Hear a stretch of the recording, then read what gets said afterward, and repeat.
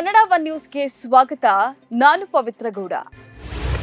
BJP ಮತ್ತು ಜೆಡಿಎಸ್ನವರು ಹತಾಶೆಯ ಅಂತಿಮ ಸ್ಥಿತಿಯನ್ನ ತಲುಪಿದ್ದಾರೆ. ಅವರಿಗೆ ಡಾಕ್ಟರ್ಗಳೇ ಮೇಜರ್ ಆಪರೇಷನ್ ಮಾಡಬೇಕು ಅಂತ ಹೇಳಿ ಉಪಮುಖ್ಯಮಂತ್ರಿ ಡಿಕೆ ಶಿವಕುಮಾರ್ ವ್ಯಂಗ್ಯವಾಡಿದ್ದಾರೆ.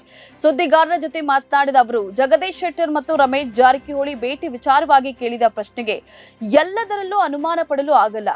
ಜಗದೀಶ್ ಶೆಟ್ಟರ್ ಅವರು ತಮ್ಮ ಶಕ್ತಿ ಏನಿದೆ ಎಂದು ತೋರಿಸಿದ್ದಾರೆ. ಈ ಬಗ್ಗೆ ನಾನೇನು ಹೆಚ್ಚು ಮಾತನಾಡುವುದಿಲ್ಲ ಎಂದಿದ್ದಾರೆ.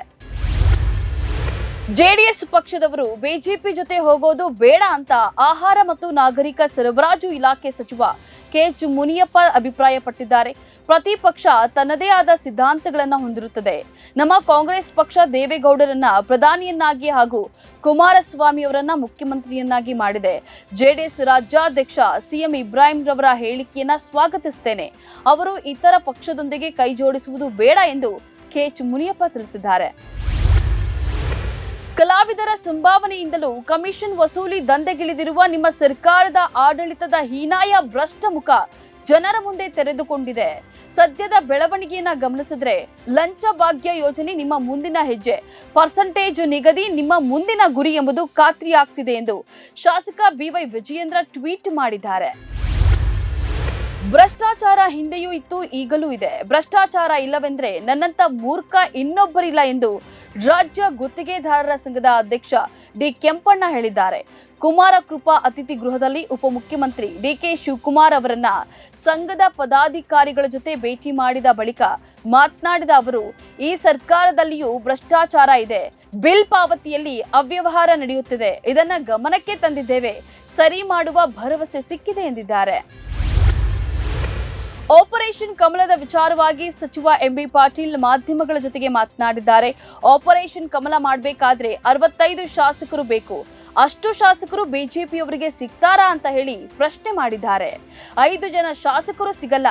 ಆಪರೇಷನ್ ನಂತರ ಇವರ ಕತೆ ಏನಾಗಿದೆ ಗೊತ್ತಿದೆಯಲ್ಲ ಅಂತ ಬಿಜೆಪಿ ವಿರುದ್ಧ ವಾಗ್ದಾಳಿಯನ್ನು ನಡೆಸಿದ್ದಾರೆ. ಬೆಂಗಳೂರಿನ ಅತ್ತಿಬೆಲೆಯಲ್ಲಿನ ಪಟಾಕಿ ದುರಂತ ನಡೆದು ವಾರಗಳು ಕಳೆಯುತ್ತಾ ಬಂದರೂ ಸಹಿತ ಮೃತರ ಸಂಖ್ಯೆ ಹೆಚ್ಚುತ್ತಲೇ ಇದೆ. ವೆಂಕಟೇಶ್ ಎಂಬುವರ ಬಳಿಕ ಬುಧವಾರ ಬೆಳಗಿನ ಜಾವ ಮತ್ತೊಬ್ಬ ವ್ಯಕ್ತಿಯು ಮೃತಪಟ್ಟಿದ್ದಾರೆ. ಈ ಮೂಲಕ ಸಾವಿನ ಸಂಖ್ಯೆ 17ಕ್ಕೆ ಏರಿಕೆಯಾಗಿದೆ. ಅತ್ತಿಬೆಲೆ ಪಟಾಕಿ ಗೋದಾಮಿನಲ್ಲಿ ನಡೆದ ಅಗ್ನಿ ದುರಂತದಲ್ಲಿ ಇಂದು ಬೆಳಗಿನ ಜಾವ ಮತ್ತೊಬ್ಬರು ಮೃತಪಟ್ಟಿದ್ದು 19 ವರ್ಷದ ರಾಜೇಶ್ ಎಂದು ಗುರುತಿಸಲಾಗಿದೆ. ಇಬ್ರಾಹಿಂ ಕಾಂಗ್ರೆಸ್ಗೆ ಹೋಗೋದಾದ್ರೆ ಹೋಗಲಿ, ಸಂತೋಷ, ನಮ್ಮದೇನು ಅಭ್ಯಂತರ ಇಲ್ಲ ಅಂತ ಹೇಳಿ ಮಾಜಿ ಸಚಿವ ಎಸ್ ಟಿ ರೇವಣ್ಣ ಹೇಳಿದ್ದಾರೆ. ಈ ಕುರಿತು ಇಂದು ಹಾಸನದಲ್ಲಿ ಮಾಧ್ಯಮಗಳ ಜೊತೆಗೆ ಮಾತನಾಡಿದ ಅವರು, ಸಿಎಂ ಇಬ್ರಾಹಿಂ ಮಾತನಾಡಿದುದರ ಹಿಂದೆ ಕಾಂಗ್ರೆಸ್ ಕುತಂತ್ರವಿದೆ.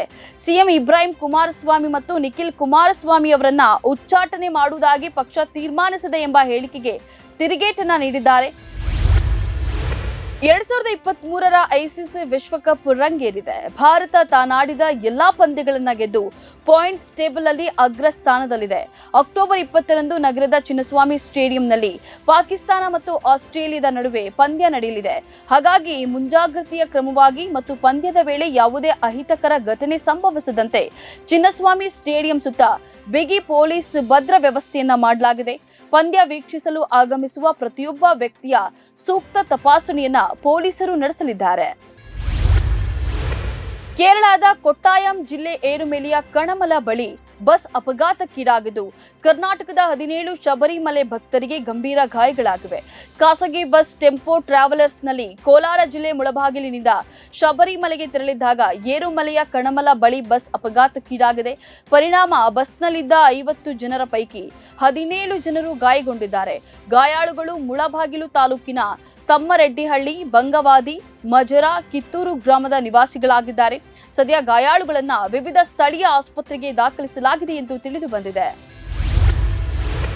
ಕರ್ನಾಟಕದಲ್ಲಿ ಭರ್ಜರಿ ಗೆಲುವು ಸಾಧಿಸಿದ ಬಳಿಕ ಮಧ್ಯಪ್ರದೇಶದಲ್ಲೂ ಗೆಲುವು ಕಾಣಲು ಹವಣಿಸುತ್ತಿರುವ ಕಾಂಗ್ರೆಸ್ ವಿಧಾನಸಭಾ ಚುನಾವಣೆಗೆ ಸಂಬಂಧಿಸಿದಂತೆ ಐಪಿಎಲ್ ಟೀಮ್ 25 ಲಕ್ಷ ರೂಪಾಯಿ ವಿಮೆ, ಜಾತಿ ಗಣತಿ ಸೇರಿದಂತೆ 59 ಭರವಸೆಗಳ ಘೋಷಣೆಯನ್ನ ಮಾಡಿದೆ. ಸುಮಾರು 106 ಪುಟಗಳ ಪ್ರಣಾಳಿಕೆಯನ್ನ ಬಿಡುಗಡೆ ಮಾಡಿದೆ. ರಾಜ್ಯ ಕಾಂಗ್ರೆಸ್ ಅಧ್ಯಕ್ಷ ಕಮಲನಾಥ್ 59 ಭರವಸೆಗಳು ಮತ್ತು 101 ಪ್ರಮುಖ ಗ್ಯಾರಂಟಿಗಳನ್ನ ಘೋಷಣೆ ಮಾಡಿದ್ದಾರೆ. ಇವಿಷ್ಟು ಈ ಕ್ಷಣದ ನ್ಯೂಸ್ ಅಪ್ಡೇಟ್ಸ್. ಸಮಾಜಕ್ಕಾಗಿ ನೋಡ್ತಾ ಇರಿ ಕನ್ನಡ ಒನ್ ನ್ಯೂಸ್.